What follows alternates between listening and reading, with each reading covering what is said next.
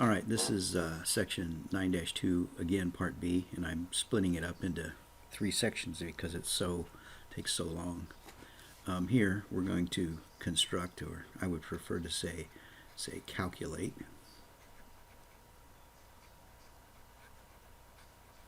Calculate a 95% confidence interval for the mean of a population, so that's population, if the sample size is 32.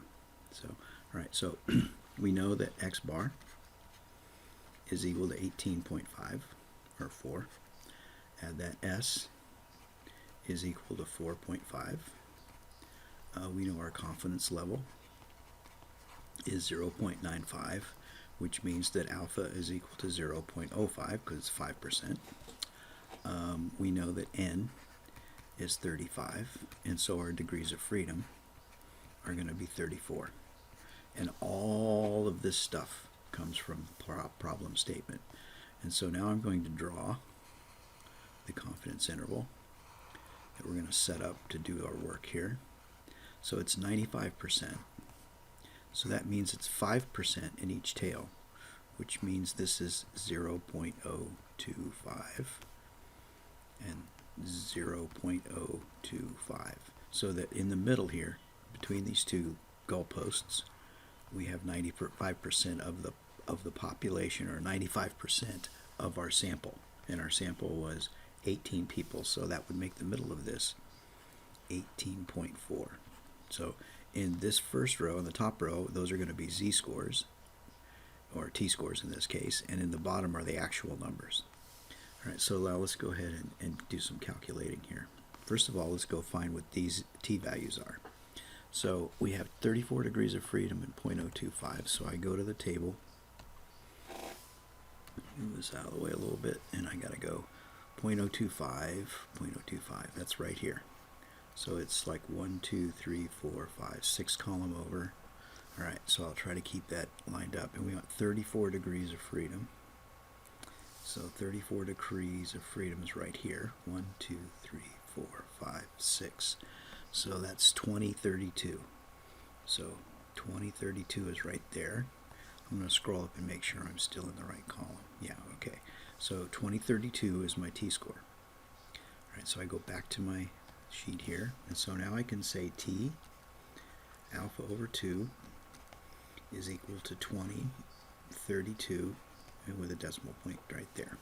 So this c-score, or t-score right here, is 2.032, and this one over here is negative 2.032 because it's symmetric about the origin, and that makes 2.5% on the left and 2.5% on the right. All right, the next thing I want to calculate is what we call the error. And so the error is a formula that's given by t alpha over 2 s divided by the square root of n. So I'm going to go ahead and just plug my numbers in there. My t alpha over 2 is 2.032 times 4.5 divided by the square root of n, which is 35. So I'm going to go ahead and calculate that value. So error is going to be, turn this guy on, clear this, 2.032 times 4.5 divided by the square root of 35 gives me an error. So E, my error, is equal to 1.5456 and some change, and I'm going to store that in alpha A for later. Now I do this a little differently than the book, and you feel free to enter my formula here. So feel free to enter this formula here, which I'm going to use later for something else, and it's not in your formula sheet, so go ahead and enter it. And then here's another one. The mean of a population is going to be less than, so here's the mean of the population is going to be around this 18.4, because remember, this is what we're calling my point estimate, is x bar, And so it's kind of close to the mean of the population. It's close to the mean here, but it's not exact, but it could be. And this number, whatever it is going to be less than 2 standard deviations. So I'm going to take 2 standard deviations, or the error. I'm going to take the error and move it this way. Here's the error. Here's the standard deviation. So remember that sigma of x bar was equal to s divided by the square root of n. I don't know if that's on your formula sheet, but feel free to put it on there. So I put that guy there, and so 2.032 standard deviations over, so I'm going over 2 standard deviations, so that's going to be x plus my error. And this number, the error down here, is 2.032 times the standard deviation, so I'm already accounting for that. And then this side over here, to the left, this side here, is take away 2.3 standard deviations. So that's basically going to be x bar, take away e. And that's the kind of the way I write it, and that's going to be less than. So this number is less than the mean of the population, and is less than, that's an x bar by the way, less than the upper bound, right? Okay, so I take this guy here and I go 18.4 minus alpha A, and I get a number here. And this turns out to be 16 point, looks like 854 and some change. And that's less than the population mean, which is less than, I'm going to hit second enter, save myself some typing, but if you have a regular calculator, just feel free to type it all in again. And I get 19.45, or oops, yeah, 19.945, my bad. 19.945. And some change. All right, so this means that my population mean is somewhere between 16 and 19 with a confidence level of 95%. Remember, the confidence level told you how far apart to set your goalposts. That's what I call them. So I'm trying to kick a field goal here, and I'm trying to get mu in the middle of these two guys. All right, so another way to do this is to use the calculator, and you hit stat, and then go sideways to tests, and then you got to go down the menu to find what's called a t interval. So we're looking for t interval.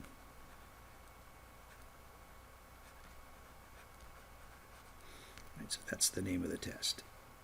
So I go in and I hit enter and go in there, and it prompts me for some stuff. I want to use the statistics because that's what I have up here, is I have statistics. So I hit enter, and I go down, and this is x bar was 18.4, and sx was 4.5, and n was 35, and my confidence level was 0.95. So I calculate that. So the calculator cranks away for a while, and it's going to give you an ordered pair of numbers, and it's going to be 16.854, comma 19.946. So it rounded these off to 3 decimal places, and yeah, we basically have the same answer. Use this as a check. Don't use this to do the math. Use it as a check. And remember, I stored this as alpha A to answer a question later on, I think. Alrighty, so now I already have the error for this particular example, but that error will change depending on my sample size. So that if that error will change, because remember, your t alpha over 2 is timesing your standard deviation. So now I'm going to go down to the next question here. All right. So this time we have all of the same stuff, but we have n equals 50. So we have x bar is 18.4. S is 4.5. Confidence level is still 0.95. Alpha is 0.05. N is equal to 50. And the degrees of freedom is 49. Alrighty, so from here, this picture is going to look like this. I have really the same picture, but this is still 0.025 on each tail. But because my sample size is bigger, this curve is squeezed together tighter. So I'm going to go get the standard or the t-scores for those guys. So I get this guy here. I'm still in this column, so I'm going to slide this over, and I'm going to scroll down and try to find 49. Alright, so there is no 49. So my choices are 40 or 50. So I'm going to go with 50, which is the closest one. So 2.009. So that's the best I can do with this table. So remember, this is 0. And my t alpha over 2 is 2.009. That makes this t-score over here 2.009. And this one's negative 2.009. I know this is still 18.4. And I'm going to go after these two numbers here. I need to figure those out. So I need to recalculate my error.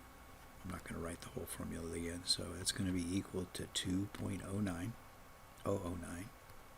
times 4.5 divided by the square root of 50 this time.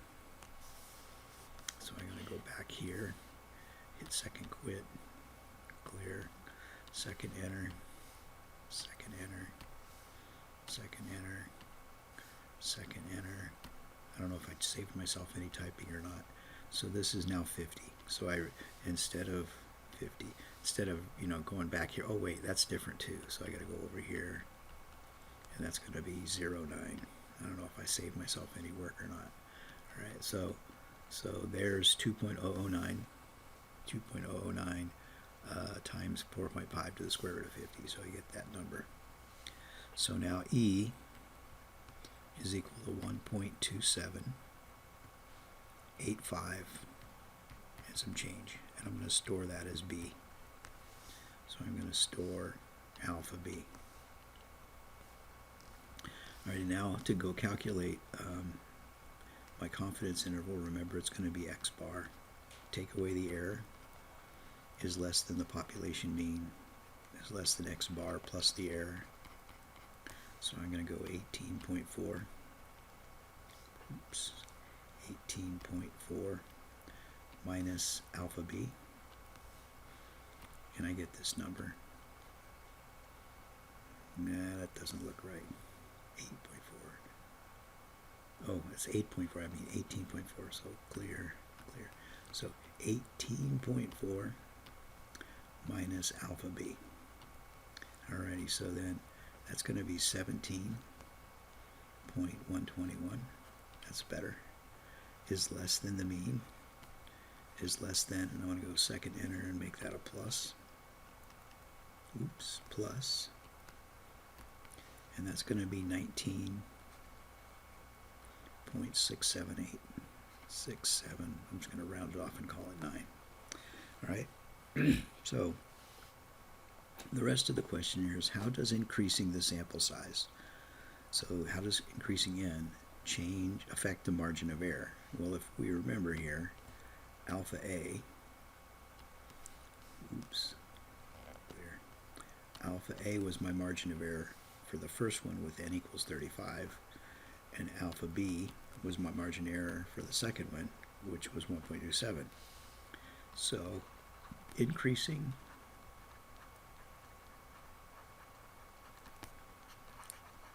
the sample size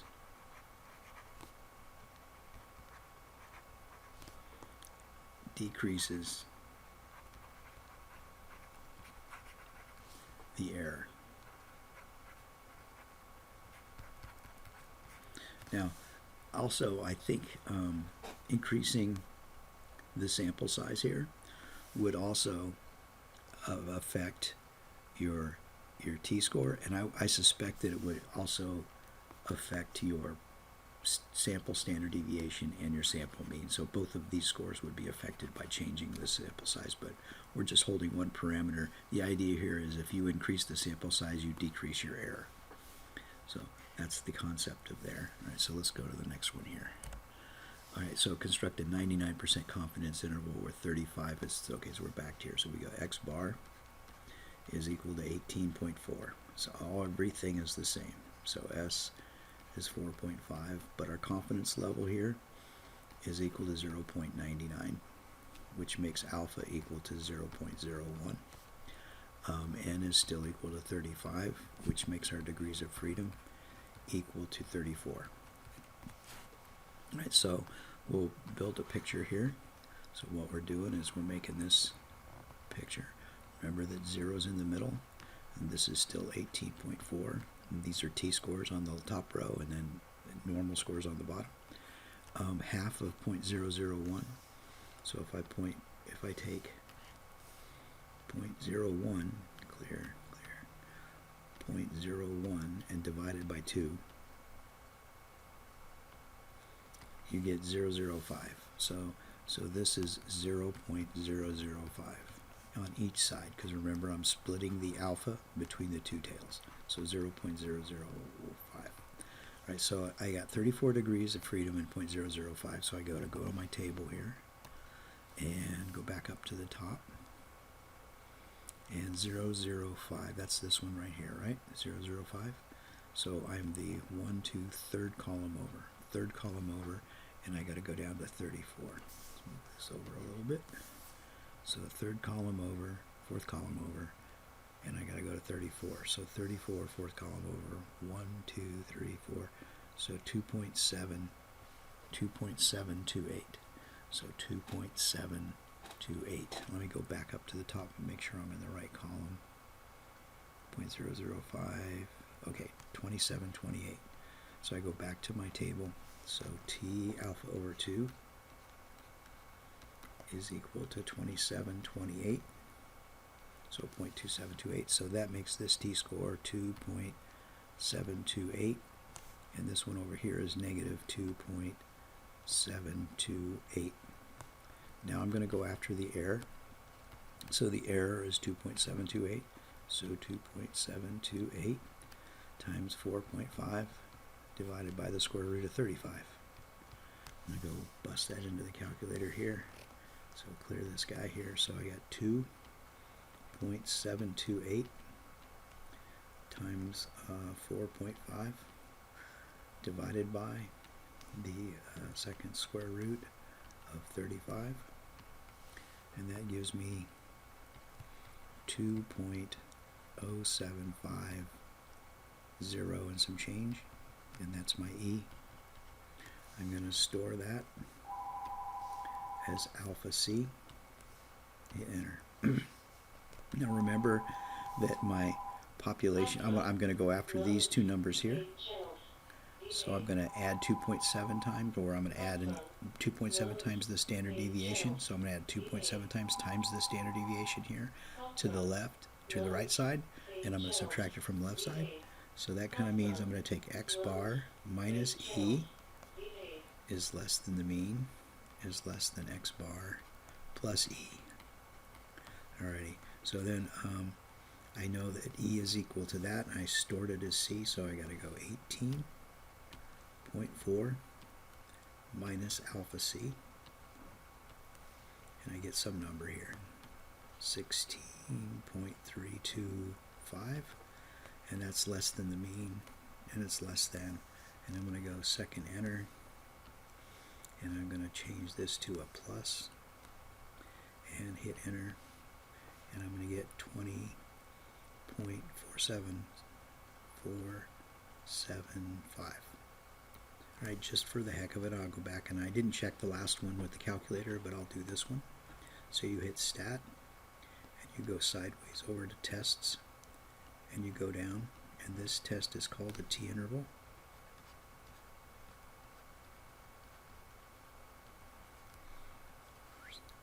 And I hit enter, and it's going to, the data's already in there.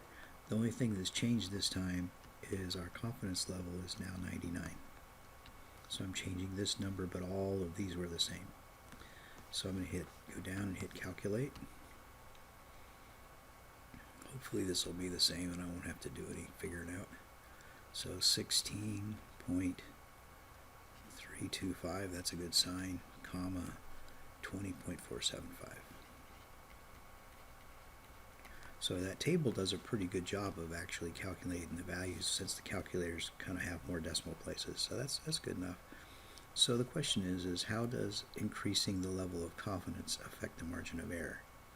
Well, let's go back to alpha A, and that was 1.5, and then let's look at alpha C to compare them. So it looks like increasing the confidence level increased the error. So increasing the confidence level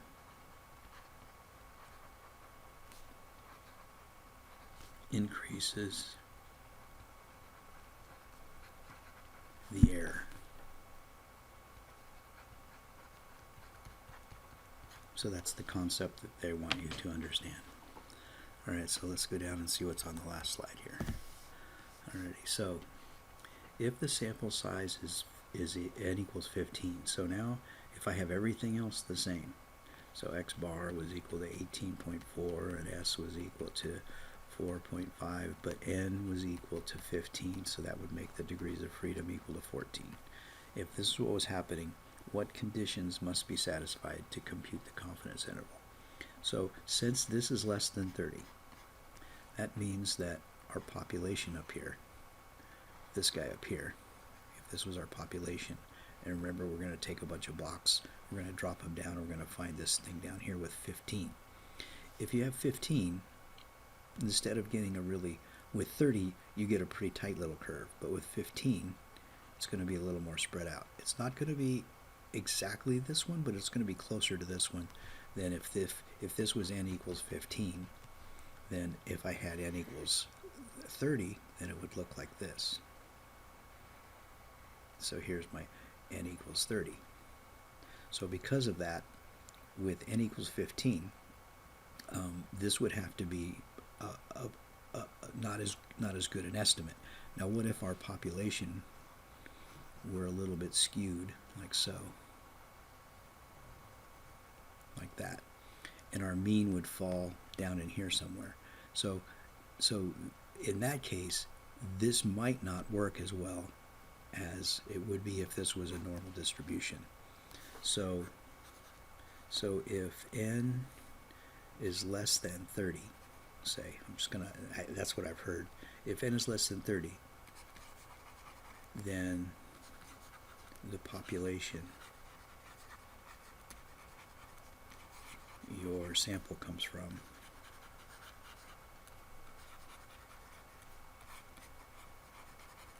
needs to be normally distributed.